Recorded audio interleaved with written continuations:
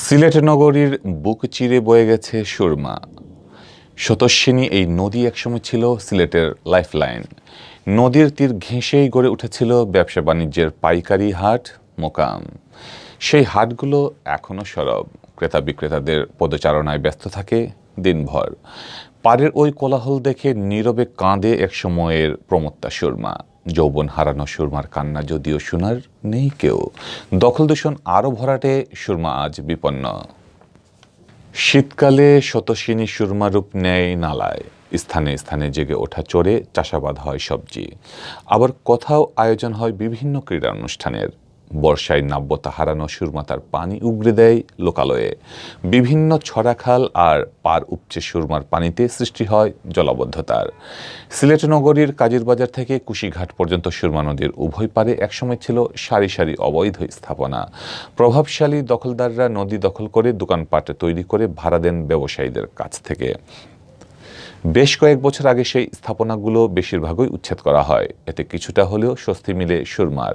এরপরও বিভিন্ন স্থানে নানা কৌশলে দখল করে রাখা হয়েছে নদী। তীরে বর্জ্য ফেলে একদিনে ভরাট করা হচ্ছে। এরপরও বিভিন্ন স্থানে নানা কৌশলে দখল করে রাখা হয়েছে নদী। তীরে বর্জ্য ফেলে একদিনে ভরাট করা হচ্ছে নদী।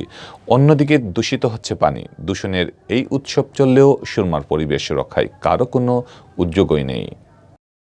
আর পানি যে জায়গা তখন থাকার কথা নীল কালার, এই জায়গাটা আবার গোলাটে পানি নদী দূষণের কারণে। সেটা নদীর প্লাস্টিক আবর্জনা মানে যে জেলা ফালাই যায় না মধ্যে, যার ফলে পরিবেশের লাগেও ক্ষতিকর, আমরা লাগেও ক্ষতিকর। তাই চাই সরকার যাতে কোনো ভালো পদক্ষেপ নেয় এই বিষয়ে। আর পার্মানেন্টলি নেই, 2 দিন করিয়া 2 দিন লাগে দেখা যায় আসে, তারপরে অনেক সময় লাগিয়ে যায়। যখন নেই পার্মানেন্টলি এটা উদ্যোগ নেই, যাতে আমরা পরিবেশটা সুন্দর রাখে, আমরাও সুন্দরভাবে বাঁচতে পারি। সুরমা নদী পানি দূষিত হইতে আছে, বিভিন্ন ময়লা আবর্জনা ফালাইয়া এবং দূষিত করতে আছে। এখানে মানুষ গোসল করে, পানি খাওয়ার জন্য ব্যবহার করে, হোটেলে নেয়, বিভিন্ন কাজে লাগায়, আমরাও ব্যবহার করি। ময়লা আবর্জনা ফালাইয়া খুব দূষিত হইতে আছে। সরেজমিনে ঘুরে দেখা গেছে নগরীর কাজীর বাজার ও কালীঘাট এলাকায় নদীর তীরকে আবর্জনার ভাগাড়ে পরিণত করেছেন স্থানীয় ব্যবসায়ীরা। সারাদিনের উচ্ছিষ্ট এনে ফেলা হচ্ছে নদীতে। ময়লা আবর্জনার পাশাপাশি পলিথিন ও প্লাস্টিক সামগ্রী তীরে ফেলায় ধীরে ধীরে ভরাট হচ্ছে নদীতে। জেগে উঠেছে বড় বড় চর। কাজীর বাজার ও কালীঘাট এলাকায় সুরমা নদী পরিণত হয়েছে ছড়ায়। হেঁটে পারাপার হওয়ার উপক্রম। নদীর বুকে জেগে ওঠা বিশাল চরে কেউ কেউ চাষাবাদ করেছে সবজি। নগরীর দক্ষিণ কুশিঘাট এলাকায় বিশাল চরকে মাঠ বানিয়ে শিশুদের ফুটবল ও ক্রিকেট খেলতে দেখা গেছে। বর্ষায় যে সুরমার স্রোত দেখে অনেকে পানিতে নামতে ভয় পান, সেই সুরমায় শীতকালে বইছে যেন অশ্রুজল। নদী তীরবর্তী অনেক লোক সুরমা নদীর পানি ব্যবহার করে থাকেন, কিন্তু দূষণের কারণে এখন সেই পানি ব্যবহার করা কষ্টসাধ্য হয়ে দাঁড়িয়েছে। আমাদের যে সুরমা নদী, এই সুরমা নদীর আশেপাশে অনেক ময়লা আবর্জনা ফেলা রাখা হয়েছে এবং এই নদীর পানিতে অনেকেই গোসল পারে এবং অনেকেই পানি খাওয়ার জন্য ব্যবহার করছে, কিন্তু দেখা যাচ্ছে পানিটা দূষিত পানি খায় অসুখ বিসুখ হচ্ছে।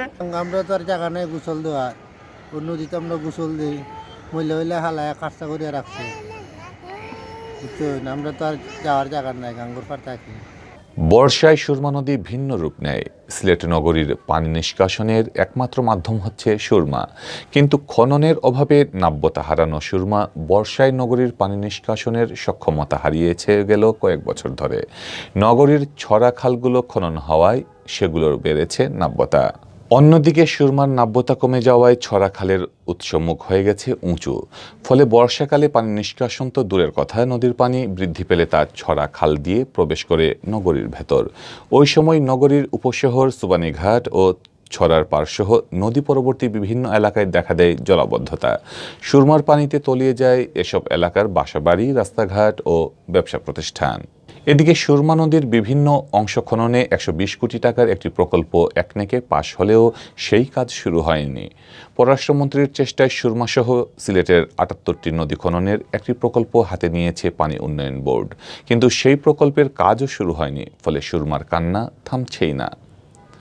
সিলেট সিটি কর্পোরেশনের মেয়র আরিফুল হক চৌধুরী জানান, নদীর তীরবর্তী বিভিন্ন কারখানা তাদের বর্জ্য পানিতে ফেলে দেয়। কালীঘাটের ব্যবসায়ীরাও একইভাবে বর্জ্য ফেলে পানি দূষণ করছেন। সুরমাকে বাঁচাতে হলে তীরবর্তী এলাকা থেকে সব ধরনের কলকারখানা সরিয়ে নিতে হবে। সমন্বিত উদ্যোগ ছাড়া কোনোভাবেই সুরমা নদীকে বাঁচানো সম্ভব নয়।